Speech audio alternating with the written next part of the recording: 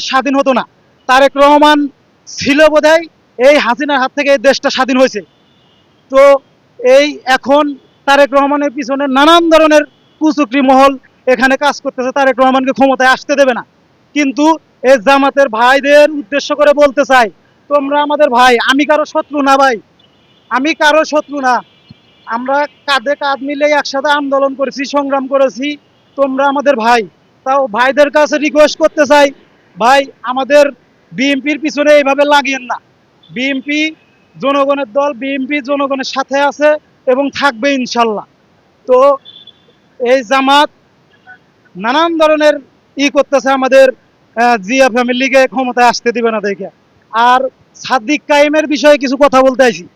সাদিক কায়েম আমাদের সাইদি রহিমুল্লাহ, উনাকে যখন হাসিনা ইঞ্জেকশন দিয়ে মেরে ফেললো, তখন এই সাদিক কায়েম ছিল হাসিনার ছাত্রলীগের পদধারী নেতা।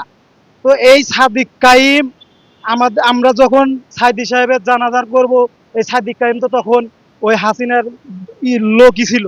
তো ওখান থেকে আমাদের জানাজার করতে দেয় সাদিক কায়েমের সাথে জড়িত। সাদিক কায়েমকে আমরা ইনশাল্লাহ এর জন্য জবাবদিহিতা করার জন্য আমরা ইনশাল্লাহ জিয়া পরিবারকে বলবো, সাদিক কায়েমকে, এটা হাসিনার লোক, এটা জিয়া পরিবারকে কোনো কটূক্তি করলে এর জন্য আমরা কঠিনভাবে তাকে জবাবদিহিতায় আওতায় আনবো। আমি ভাই গার্মেন্টসে চাকরি করতাম, গার্মেন্টসে চাকরি করতাম, কিন্তু এখন আর করতে পারি না। আমি হাসিনার লোকজন আমাকে অনেক মারধর করছে। আমার পায়ে এখনো সমস্যা আছে, আমি নামাজ পড়তে পারি না ভাই, মনে অনেক কষ্ট ভাই। জানেন না আমি কি না করছি, এই পথ ছাড়াই আমি মনে করেন যে এই দলের জন্য ঝাঁপিয়ে পড়ছি, যে দেশকে রক্ষা করা লাগবো, জনগণকে ভালো কিছু করার লাগবো। যতটুকু পারছি আমি ততটুকু করছি। আমি তখন গ্রামে ছিলাম, কিন্তু আমি অসুস্থতার কারণে তারপরও যতটুকু পারছি আমি আন্দোলন সংগ্রামে এত থাকছি, কিন্তু আমি মিডিয়াতে আসি নাই। আমার দাবি, আমাদের নেতা তারেক রহমানকে নিয়ে কেউ কটূক্তি বা কুরুচি মন্তব্য করিয়েন না ভাই। আমাদের নেতা তারেক রহমান অনেক ভুগি ভাই।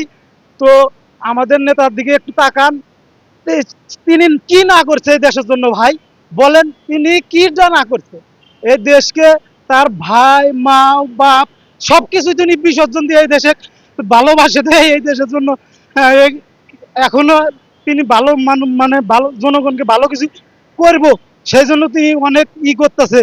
আর তার পিছনে এই নানান ধরনের কুচুক্তি মহল, আবার ডারবি নাজির পাটোয়ারি, ওনাকে আমি বলবো না যে তিনি মনে করো কি বলবো ওনার কথা। সব সময় তিনি সকাল হইলে বিএনপির নামে নানান ধরনের অপপ্রচার নিয়ে তিনি বের হন। এটা কি ভাই রাজনীতিকের কোনো কথা হইলো ভাই? নিজের বিবেকের কাছে প্রশ্ন করেন ভাই, যে আপনি কি করতেছেন।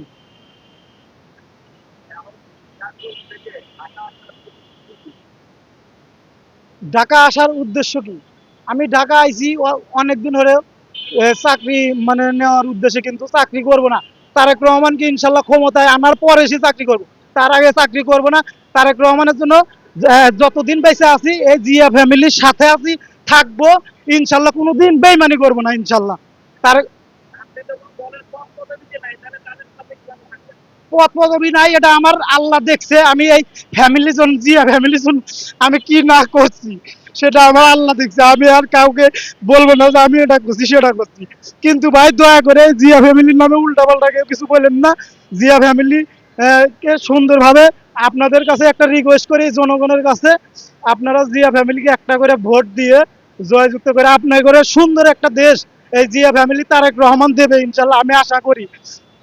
এর থেকে আর বেশি কিছু বলতে পারবো না ভাই।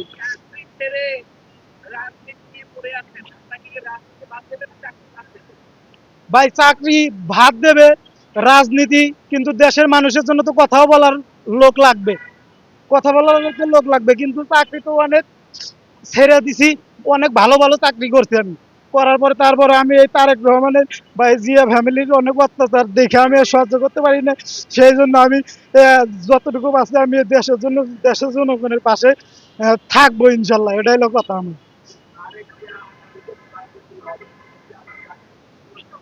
সেটা আমি বলতে পারি না, সেটা আল্লাহ রাব্বুল আলামিন দেখবে। তারেক রহমান আমাকে দেখলেও দেখবে, না দেখলেও দেখবে, কিন্তু আমি আমার মনের কথাগুলো আমি বলে গেলাম ভাই, যে আমি অনেক ভুক্তভোগী, কিন্তু জিয়া ফ্যামিলির নামে বা কেউ কুরুচি মন্তব্য করেন না ভাই। এটা হলো আমার রিকোয়েস্ট জনগণের কাছে বা সবার কাছে। আর জামাতকে উদ্দেশ্য করে বলতে চাই, আপনারা ভালো হয়ে যান। আপনারা ইসলামের নাম ব্যবহার করে নানান ধরনের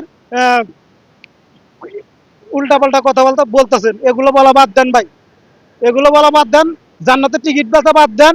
জনগণকে আপনারা জান্নাত দেওয়ার কেউ না, জনগণকে জান্নাত দেবে আল্লাহ।